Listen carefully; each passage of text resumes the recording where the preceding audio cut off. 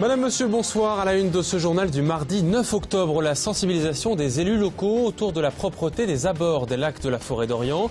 Ce matin, près du lac Amance, les grands lacs de Seine ont présenté leur nouvelle méthode de travail pour entretenir les haies ou encore les prairies de manière responsable sans produits phytosanitaires. Explications et reportages à suivre. Sobre, moderne et écologique également, la nouvelle maison paramédicale de Lusigny-sur-Barse a tout pour plaire et s'inscrit dans l'architecture du moment, sobre et innovante. Inaugurée le 29 septembre dernier, le bâtiment situé en centre-ville est peu gourmand en énergie. Visite des lieux dans cette édition. L'édition 2012 du Rotary Tour du Bouchon de Champagne laisse comme un goût amer pour l'un des participants. Et secoue le petit monde de l'athlétisme, Paul Plantagenet avait été disqualifié pour fraude. Le voilà réintégré suite à une erreur de jugement. Témoignages et explications à la fin de ce journal. Chaque été, des dizaines de milliers de baigneurs s'y pressent, venus du département et des zones limitrophes. Les lacs de la Forêt d'Orient constituent un petit paradis pour ceux qui ne peuvent ou ne souhaitent pas forcément aller au bord de la mer. L'environnement des lacs est géré par les Grands Lacs de Seine, un établissement public qui s'est lancé dans l'entretien version écologique de l'environnement du site. C'est justement pour sensibiliser les élus locaux à cette démarche nouvelle qu'était organisée aujourd'hui une matinée de démonstration sur le terrain. Leçon qu'a suivi pour nous Damien Ardois. L'établissement public de gestion des Grands Lacs est aujourd'hui propriétaire de 8000 hectares en plan d'eau, mais à côté il y a aussi 2000 hectares hors plan d'eau et c'est surtout sur cette partie qu'une démarche environnementale a été engagée depuis 5 ans. C'est pas une question d'image, c'est une question d'engagement de fonds par rapport à la protection de la ressource en eau et des éléments naturels qui nous environnent. Et c'était mettre plus en adéquation donc, notre mode de gestion et notre mode de fonctionnement avec l'environnement exceptionnel dans lequel on se trouve. Cette gestion dite plus soucieuse de l'environnement a été présentée à l'étape Mato en 4 ateliers. Le premier sur les haies, l'objectif est de multiplier leur volume par 10 pour mieux accueillir la faune et la flore. Le deuxième sur la surveillance de la qualité des eaux. Le troisième sur la gestion des prairies grâce notamment aux chèvres et aux moutons. Le dernier atelier sur l'objectif zéro produit phytosanitaire en 2013. Place au désherbage thermique, mécanique ou manuel. Avant, on n'avait pas conscience, effectivement, on n'a pas conscience de la nocivité des produits phyto, aussi bien à court terme, c'est-à-dire sur la santé des gens qui l'utilisent, et puis aussi à long terme sur l'environnement, sur la faune, la flore. Ces pratiques alternatives ont un coût pour l'établissement public. Il a été digéré en organisant différemment le travail et les équipes d'entretien sur place. Toute cette démarche environnementale se fait dans la mouvance actuelle. La gestion des espaces verts dans les collectivités, même au sein d'un parc naturel régional, ça ne se faisait pas forcément l'objet d'une attention particulière, d'une gestion différenciée, d'une réduction des phytosanitaires. Maintenant, c'est depuis ces dernières années, l'ensemble du monde agricole, urbain, prend conscience des problèmes. Cette matinée d'information était aussi l'occasion pour les Grands Lacs de Seine de rassurer ses voisins sur ces pratiques. Étaient invités les élus des 113 communes riveraines des lacs, les représentants des syndicats de rivières, les agriculteurs partenaires également. C'est important aussi de savoir quelles pratiques ils ont pour la faune, pour la flore. On est dans un endroit qui est touristique, où on voit beaucoup de monde. Bon, je pense que c'est important de mettre en valeur les lacs et puis de mettre aussi en valeur la nature. Une réunion sur le terrain du même type est d'ores et déjà annoncée pour l'année prochaine. Ce sera alors l'occasion de dresser un premier bilan de ces pratiques nouvelles proches de l'environnement pour l'entretien des lacs. Après les portes ouvertes à la gendarmerie, le forum des métiers de l'uniforme, la séquence séduction de cette filière de la sécurité qui recrute s'est refermée samedi avec la journée de la sécurité intérieure organisée cette année sur le parking du centre commercial de Saint-André-les-Vergers. Elle avait pour but de susciter des vocations et surtout d'établir un contact avec la population par le biais de différentes démonstrations toujours très réalistes comme notamment la désincarcération d'un blessé par les pompiers. Le préfet de l'Aube, Christophe Bay, revient sur les objectifs de cette journée au micro de Martial Roche. Chaque année, donc, le ministère de l'Intérieur organise des journées de la sécurité intérieure pour faire connaître les métiers de la sécurité, faire rencontrer les différentes personnes qui seraient intéressées par un éventuel engagement. Et j'insiste sur un point, ce sont les métiers de la sécurité, mais pas uniquement les métiers. Comme on l'a vu là tout à l'heure, vous avez eu l'intervention des sapeurs-pompiers. Il ne faut pas oublier que 80% des sapeurs-pompiers sont des volontaires et non pas des professionnels. Donc c'est tout ce qui touche à la sécurité, mieux faire connaître ces différents métiers, mieux faire connaître ce que l'engagement de ces personnes, 280 000 sapeurs-pompiers de France, des 140 000 policiers, des 100 000 gendarmes, afin que, d'une part, il y ait un contact avec la population, avec nos concitoyens, et puis, je le dis, simplement susciter des vocations, parce que ce sont de beaux métiers. À Lussigny-sur-Barse, la nouvelle maison médicale ouverte fin septembre a été soignée, c'est le moins qu'on puisse dire. Le bâtiment moderne, basse consommation, est signé de l'architecte troyen Franck Pless, un ouvrage exemplaire pour son architecture et sa performance thermique. Il est naturellement climatisé avec le même confort qu'une maison ancienne en pierre et extrêmement économe en énergie. Présentation avec Damien Ardois.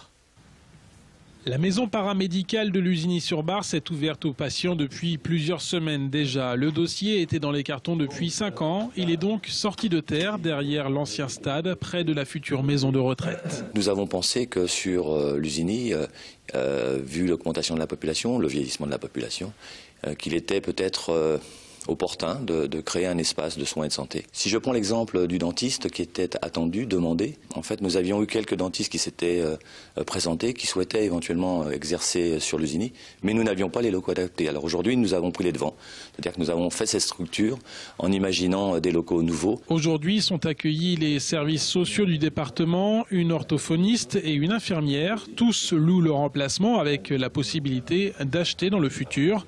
Cette maison paramédicale deviendra maison médicale lorsqu'à terme, un dentiste, un podologue, des kinés et un médecin généraliste s'installeront ici dans ces 600 mètres carrés modernes et écologiques pensés par l'architecte Franck Pless. Pour ce dernier, c'est une première dans l'Aube. La tendance aujourd'hui de l'architecture est de ne plus faire des formes trop compliquées parce que justement les formes compliquées ça coûte cher et c'est difficile à isoler. Donc on est maintenant dans une architecture très simple, très sobre. Ce sont les grands principes de l'architecture environnementale, c'est-à-dire une très bonne isolation, une très bonne orientation aussi par rapport au soleil, un bâtiment assez compact et grâce à ça, voilà, on arrive à faire un bâtiment très performant au niveau de la thermique. Concrètement, l'isolation se fait par l'extérieur avec une peau en panneaux de bois. Le toit végétalisé fait aussi office de parapluie. Le porteur de projet est la ville de Lussigny. La commune assume le surcoût des travaux pour rendre la structure quasiment passive. À court terme, la maison paramédicale ne coûtera presque rien. Donc c'est un bâtiment qui a été pensé de manière à ce que les coûts de fonctionnement, les charges de fonctionnement soient le moins élevés possible. Toutes les collectivités aujourd'hui prennent en compte cette dimension environnementale, d'économie d'énergie, de limiter les coûts de fonctionnement. À plein régime, la maison paramédicale ou médicale de Lussigny-sur-Barse pourra accueillir 9 professionnels de santé dans son ambiance intérieure très colorée. La structure a coûté à la commune 1 million d'euros. À propos d'immobilier justement et de construction, c'est aussi un matériau naturel de plus en plus utilisé dans l'Aube pour sa résistance en matière d'isolation de l'habitat, mais aussi pour sa performance acoustique. Le chanvre gagne donc du terrain. Un comité scientifique et technique a d'ailleurs été créé autour de la construction de la maison du tourisme à Troyes. Un groupe de travail dont l'objectif est d'étudier pendant 3 ans le comportement du béton de chanvre qui constitue les parois du bâtiment. Des capteurs ont été installés dans les façades. À cet effet, une vitrine troyenne du développement durable. En quelque sorte, les précisions de Bertrand Chevalier, maire adjoint en charge de l'urbanisme à Troyes. L'enjeu, c'est de permettre, à travers les atouts techniques, technologiques de ce type de matériaux, de faire en sorte que le secteur ancien de Troyes valorise davantage les débouchés qui sont produits localement. Ce qui est important, c'est qu'on puisse le faire ensemble entre les gens de l'innovation, de la recherche, les entreprises du bâtiment. Voilà, c'est tous ces acteurs-là qu'on a voulu réunir et qu'on a mis autour de cette table du comité technique et scientifique pour justement à la fois valider la démarche et puis s'y engager tous ensemble. Et l'enjeu, c'est aussi que demain, Troyes devienne un centre d'excellence et qu'on se branche sur Troyes pour savoir à partir de cette maison du tourisme quel type de résultat et que ça intéresse d'autres villes pour engager ce type de chantier. On referme ce journal avec un rebondissement suite à la dernière édition du Rotary Tour du Bouchon de Champagne dimanche. Une polémique commençait à poindre chez les athlètes suite au déclassement temporaire d'un des participants, Paul Plantegenet, 23 ans. Il est arrivé 7e de la course avant-hier. Les organisateurs ont suspendu son classement suite à des plaintes pour triche. Le coureur en question osait à peine y croire. Finalement, tout est rentré dans l'ordre ce matin, mais cette édition 2012 est désormais entachée. Le récit, les explications de David Mutel. La course du Tour du Bouchon de Champagne venait à peine de se terminer. Éric Pina venait de gagner son 5e titre lorsqu'arrivent les concurrents battus derrière lui, dont Paul Plantegenet, Dossard 453, poussant ici son compère de club Charaf Moueli. Quelques instants plus tard, Plantegenet apprend par le biais de l'organisation qu'il est disqualifié pour tricherie.